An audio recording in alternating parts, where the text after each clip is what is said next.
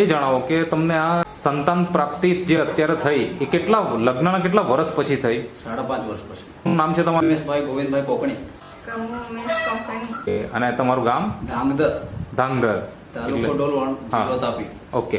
અને હાલમાં અત્યારે તમે ક્યાં રહો છો? સેલવાસ. સેલવાસમાં. એ જણાવો કે તમને આ સંતાન પ્રાપ્તિ જે અત્યારે થઈ એ લગ્નના કેટલા વર્ષ પછી થઈ? 5.5 વર્ષ પછી. મને એ જણાવો કે 5.5 વર્ષ દરમિયાન જ્યારે સંતાન નહોતું તો એ સમયે તમે કોઈ ટ્રીટમેન્ટ કરેલી ખરી? હા, કરેલી. ક્યાં કરેલી? 2 વર્ષ તો અમે એમ જ રહ્યા. અચ્છા. પછી ત્રીજા વર્ષેથી સિવિલમાં બતાવી. પછી આમ તેમ ડાયણ લોકોએ દેશી દવા આપેલી. હા.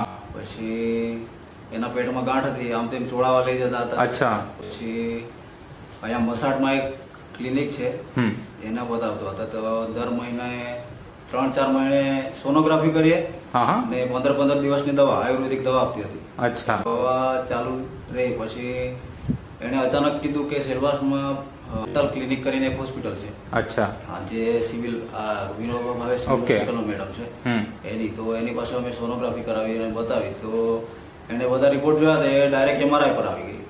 એણે કીધું કે તમે સિવિલમાં જાઓ, MRI કરો ને પછી હું આગળનું ડિસિઝન છે પછી હું તમને કહેવા. પછી એ ડાયરેક્ટ MRI પર આવી. તો અમે પછી પાછા મોસાટ આવ્યા. પેલી ડૉક્ટરને વાત કરી કે પેલી મેડમ તો MRI પર જ જાય છે. તો અમે વિચાર કરતા હતા. પેલી મેડમે કીધું કે હું તમને બોમ્બેથી દવા મંગાવી આપીશ. તો એણે અમને મહિને 7-8 મહિના સુધી બોમ્બેથી દવા મંગાવેલી, પ્યોર આયુર્વેદિક. અચ્છા. ગાંઠ પીગળાવવા માટે. અચ્છા. હા, એટલે ગાંઠ હતી તેના લીધે પ્રેગ્નન્સી રહેતી નહોતી. એટલે ગર્ભાશયમાં ગાંઠ હતી? ગર્ભાશયમાં. એટલે શેની ગાંઠ હતી એવું કઈ કીધું? પાણીની ગાંઠ. પાણીની ગાંઠ હતી. સંતાન પ્રાપ્તિનું જે રિઝલ્ટ મળતું નહોતું તો મનમાં વિચાર કેવા આવતા તમને?